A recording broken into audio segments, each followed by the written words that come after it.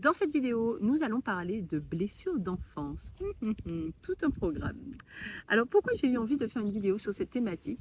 C'est parce que ces dernières années, j'ai eu l'occasion de faire des stages d'introspection personnelle et j'ai découvert cette notion de blessure de l'âme, notamment en lisant le livre de Lise Bourbeau, Les 5 blessures de l'âme, qui sont donc 5. Il y a donc la blessure d'abandon, de rejet, d'humiliation, de trahison et d'injustice.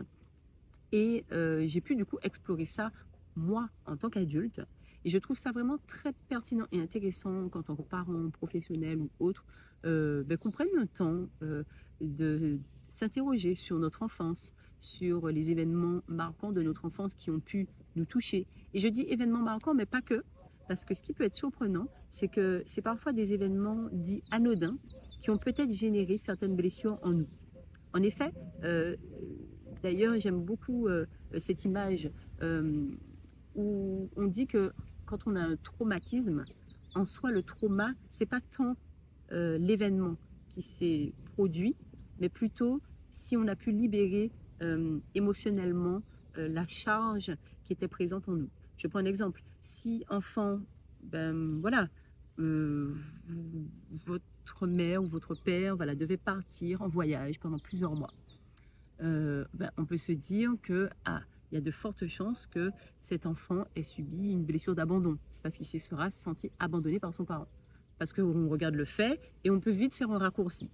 Alors qu'en réalité, si l'enfant a été accompagné de manière équilibrée, c'est-à-dire qu'on a parlé à l'enfant, qu'on lui a expliqué pourquoi on partait, qu'il a pu peut-être pleurer et exprimer sa tristesse de par le départ de sa mère ou de son père, qu'il a pu peut-être exprimer une certaine forme de colère et d'injustice parce qu'il ne comprenait pas pourquoi son parent partait pendant si longtemps. Eh bien, si la charge émotionnelle a pu être exprimée, mais le trauma ne va pas forcément s'inscrire puisque l'émotion sera sortie. Mais à l'inverse, on peut avoir un enfant qui voilà, a toujours eu ses deux parents et ses deux parents présents, aimants, bienveillants, voilà, et que tout sur le papier, si je peux dire ça, c'est toujours bien passé. Et il peut y avoir eu un petit événement qui peut paraître pour vous anodin, comme par exemple le fait que c'était des parents peut-être qui travaillaient beaucoup et qu'ils n'avaient pas la possibilité de faire le coucher de l'enfant et que c'était la nounou qui le faisait.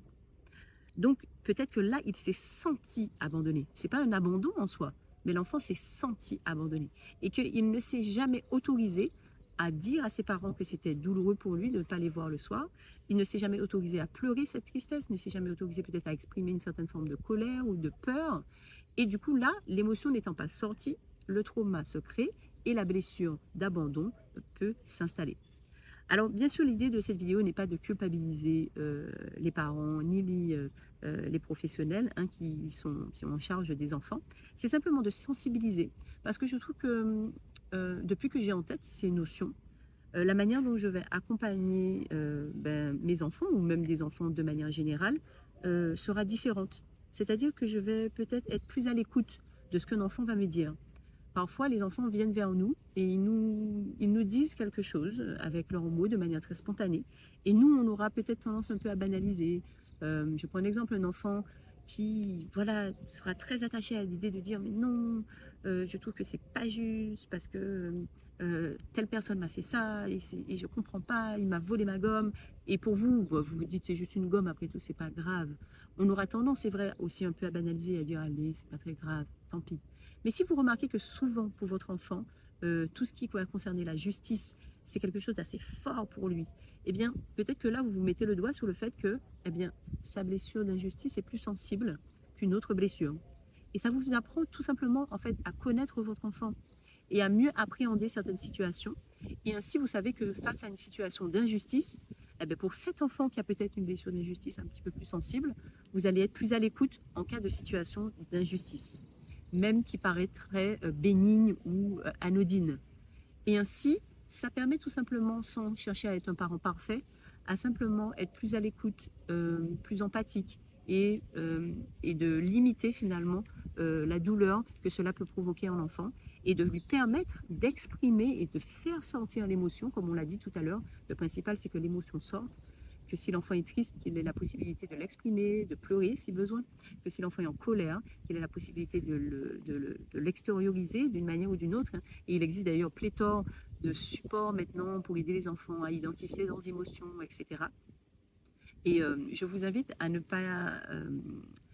mais je vous invite d'ailleurs à regarder dans le descriptif de cette vidéo, vous allez trouver quelques liens utiles qui pourront vous aider. Et nous proposons notamment un programme en ligne qui aide à voir quel type de phrases peuvent aider à limiter, on va dire, les conséquences pour notre enfant plus tard. J'aborde notamment la notion de driver. J'ai fait une vidéo YouTube sur cette notion. Hein. Ce sont ces messages contraignants que l'on aura tendance à dire souvent de manière répétée à un enfant et qui va conditionner d'une certaine manière son comportement sur ce qu'il va penser être bien ou mal. Voilà.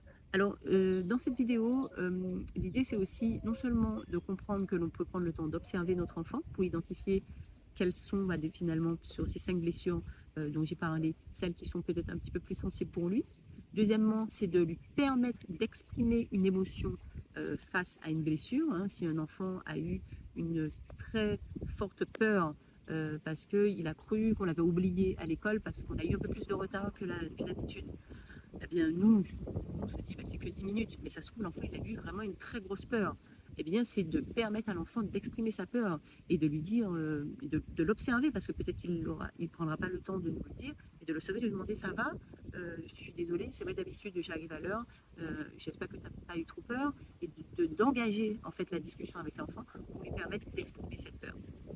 L'idée aussi, c'est de voir comment vos propres blessures, finalement, eh bien, vont peut-être d'une certaine manière jouer sur la manière dont vous allez accompagner votre enfant ou l'éduquer. Et c'est pour ça que ça peut être vraiment intéressant et pertinent de s'observer soi-même. Et d'ailleurs, il y a un livre que je recommande beaucoup, c'est le livre de Natacha Calestrini, qui s'appelle Trouver ma place, qui explique assez bien le fait qu'en tant que parent, si on prend le temps de prendre le temps d'introspecter personnellement, de prendre soin de soi, de nos propres blessures d'enfance par rapport à nos histoires de famille, eh bien naturellement, ça va jouer sur la lignée, donc sur vos enfants et sur leur bien-être à eux. Donc j'ai envie de dire, soyez vos priorités, faites-vous du bien à vous, et vous allez voir que naturellement, eh bien, vous allez vous sentir un parent plus serein. Et bien sûr, sans chercher à être un parent parfait. Parce que là, cette idée d'être un parent parfait, elle peut vraiment nous pourrir la vie. Et nos enfants auront, quoi qu'il arrive, des blessures, quoi que l'on fasse. Simplement, on fait du mieux que l'on peut. Et ça rejoint le 4e accord Toltec. Faites de votre mieux. Donc, je parle d'ailleurs dans mon livre Heureux d'apprendre avec Montessori. N'hésitez pas à regarder dans les liens. Vous pourrez vous le procurer avec plaisir.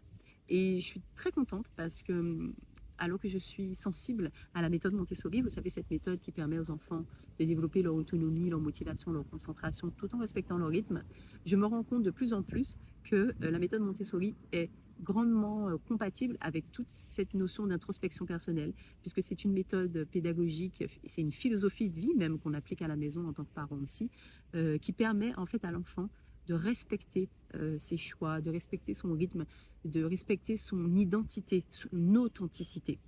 Et quand on garde ça en tête, eh bien, on peut accompagner nos enfants avec plus de légèreté et on accueille un peu plus sa personnalité telle qu'elle est. On essaye moins de le contraindre, de lui dire fais ci, fais ça, fais pas ci, fais pas ça. Même si c'est important qu'il y ait des règles, mais simplement d'être conscient qu'on a un humain en face de nous qui a une façon d'être et qu'on ne pourra pas le changer en fait cet humain. Et que si on cherche à le changer, eh bien c'est là que certaines blessures, certains drivers peuvent venir s'ancrer en lui et finalement modifier ce qu'il aurait été finalement au démarrage. Voilà, c'est la notion de moi authentique que l'on a quand on est bébé. Et ensuite, ce moi social qui apparaît avec eh bien, le fait qu'on doit faire plaisir au maître, à la maîtresse, le fait qu'on doit faire des efforts parce que maman et papa nous le demandent, au fait que les expériences de vie vont nous amener à avoir une image sociale. Et quand on a ça en tête, ça aide à relativiser et à se dire que, ok, parfois, je peux être dans le moi social. mais je peux aussi des fois me permettre d'être pleinement qui je suis, en toute authenticité et en toute vulnérabilité.